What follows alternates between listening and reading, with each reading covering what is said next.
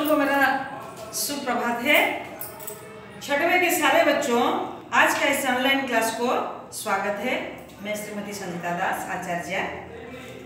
अगले क्लास में मैंने आपको पढ़ाई थी कौन सा विषय? पत्र। पत्र का मतलब क्या आपको मैंने समझाया था कि पत्र क्या होता है, पत्र किसको किसने लिखता है, और ये पत्र जो विषय है वो राजेंद्र प्रसाद जी ने अपने बड़े भैया को लिखा था।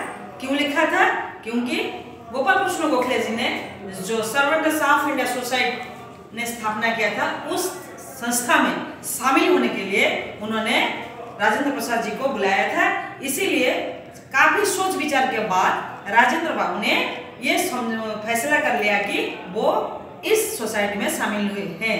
इसीलिए शामिल होने के लिए अपने बड़े भाई की राय जानना चाहते थे, इसीलिए ये पत्र उन्होंने अपने बड़े भाई को लिखा था। तो कहाँ तक हमने पढ़ा कि राजेंद्र बाबू जब घर छोड़ने के लिए तैयार हो गए तो वो बोलते हैं कि भैया मुझे मालूम है घर का सारे आकांक्षा आशा मेरा मुझ पर टिकी है। यदि मैं घर छोड़ दूं तो आपको बहुत बड़े धक्का लगेगा, क्योंकि घर की सारी खर्चा कौन बंद करते थे? राजेंद्र बाबू ने बंद करते थे। वो पैसादार में वकील थे। यही जो हमने पढ़ा था। तो आगे पढ़ेंगे, तो अपने अपनी किताब खोलिए और देखिए। एक गरीब आदमी अधिक संतुष्ट रहता है बजाय उस अमीर आदमी के। क्या होता है ना, एक गरीब आदमी और एक अमीर आदमी, दोनों में से ज्यादा संतुष्ट कौन होता है? अमीर होता है। आप सोचेंगे, लेकिन वो गलत है। अमीर आदमी ज्यादा संतुष्ट नहीं होता है। वो हमेशा चाहते हैं मुझे और मिले और मिले और मिले, लेकिन जब गरीब को कुछ मिल जाता है तो वो क्या करता है? बस भैया भगवान ने जो दिया है मेरे लिए काफी है, उसमें हमारा हो जाएगा, वो संतुष्ट हो जाता है। लेकिन जो अमीर आदमी है उसको पहले साइकिल मिलेगा तो वो बोलेगा एक स्कूटर नहीं मिलेगा, जब स्कूटर मिल जाएगा तो बोलेगा कार नहीं मिलेगा, जब कार मिल जाएगा कभी कभी मन करता है कि फ्लाइट में थोड़ा उड़ने के लिए। ऐसे ही मन में भावना और उच्च आकांक्षा बढ़ते बढ़ते जा रही है, चाहिए उसका ज्यादा बढ़ता है।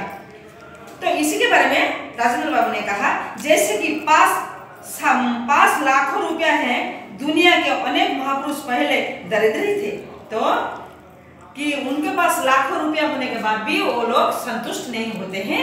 लेकिन इस दुनिया में जितने सारे महापुरुष हैं, यानी गोपबंधु दास, जवाहरलाल नेहरू, महात्मा गांधी और कहीं से कहीं कितने महापुरुष हैं, वो सब पहले से अमीर आदमी नहीं थे, वो भी बहुत गरीब थे। भैया आप विश्वास रखें, मेरे जीवन में यदि कोई महत आकांक्षा है तो यही कि मैं देश के काम आ सकूं। सचमुच भैया आप जो भी समझे ना क्यों, मेरे मन में ऐसा कुछ नहीं है। मेरा मन में क्या है कि मैं अपने जीवन को देश के लिए कुछ कर सकूं, या देश के लिए अपने जीवन को मैं उत्सर्ग कर सकूं। आपने ही तो सबसे पहले इन सुंदर भावों को, इन उच्च विचारों को मेरे मन में रोपित किया था। वो बोलते हैं भैया आपने तो पहले शुरुआत से आप मेरे मन में देश के लिए कुछ करो, देश के लिए हमारा कुछ कर्तव्य है, ये सब बात मेरे मन में प्रभाव पकाया था या रोपित किया था। आज तो मार्ग में पकड़ना चाहता हूँ। आज वही रास्ता मैं क्या करना चाहता हूँ? पकड़ना चाहती हूँ। उस पर चलने में साहस कर आपकी और अपनी सहमति दें। उस रास्ता में मैं कैसे चल पाऊँ, इसीलिए मैं आपकी सहमति चाहता हूँ। आपकी सहमति के बिना मैं जीवन में कोई भी कार्य सफलतापूर्वक नहीं कर पाऊंगा। आपके बिना अनुमति के बिना परामर्श के बिना मैं कोई भी काम सफलता के साथ नहीं कर पाऊंगा। कौन बोल रहे हैं? राजेंद्र बाबू ने बोल रहे हैं। किसको बोल रहे हैं? अपने बड़े भैया को।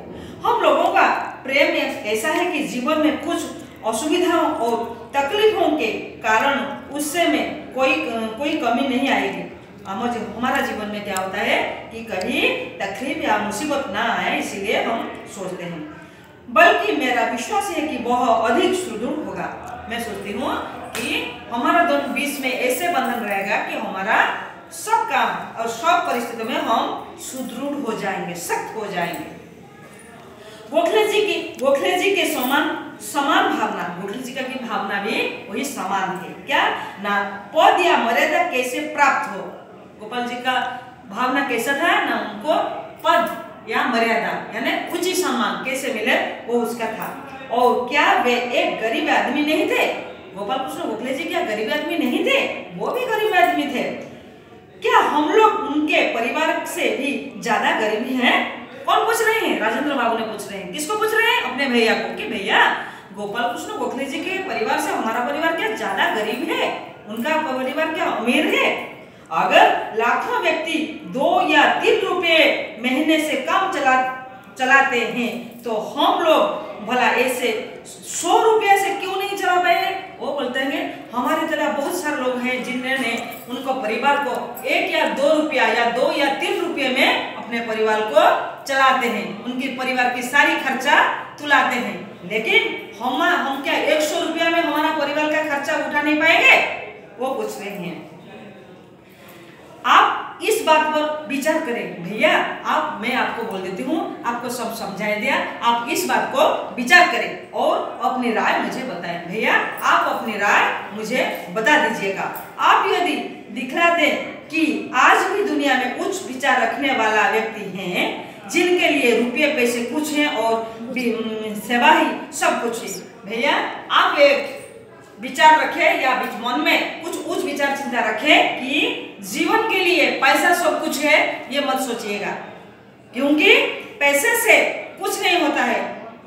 पैसा बड़ा होता है, फिर भी चलने के लिए मान मर्यादा संस्कृति परंपरा ये सब भी हमारा अंदर होना चाहिए और देश के लिए भी कुछ कर्तव्य करना चाहिए। आपकी भैया राजेंद्र, इति आपका भैया राजेंद्र। खत कैसे लिखते हैं आपको तो मैंने पहले से बताया था कि खत के नीचे क्या होता है, जब खत्म हो जाता है तो मैं सोचती हूँ आप यहाँ मंगल कुशल में हो, इति आपका भैया या आपका बेटा, ऐसे लिखते हैं राजेंद्र बाबू। फिर क्या होता है उसका एड्रेस लिखते हैं, तो उन्होंने ये खत लिख दिया। तो मैं सोचती हूँ आज आपको इस विषय पूरा अच्छी तरह से समझ में आ गया होगा। अगले क्लास में मैंने आधा पढ़ाई थी, आज आधा पढ़ाया, पूरा संपूर्ण हो गया विषय। इस विषय में जितने सारे छोटे छोटे प्रश्न 1 या 2 मार्क के 2 प्रश्नों वाले प्रश्न हो सके तो आप उसे निकालकर खुद प्रश्नों के साथ उत्तर लिखिए और मुझे व्हाट्सएप में भेजिए। मैं कहीं पर गलत होगा तो मैं उसको सुधार दूंगी और परीक्षा लिए खुद को तैयार कीजिए, ठीक है। इस अभ्यास को भी अपने अपने खाता में कर दीजिएगा, कहीं दिक्कत होगा तो मुझसे पूछ लेना, ठीक है। आज का क्लास को मैं यहीं पर समाप्त करती हूँ, फिर अगले क्लास में आपके साथ बातचीत होगी। तब तक के लिए मुझे विदाई दीजिए, नमस्ते।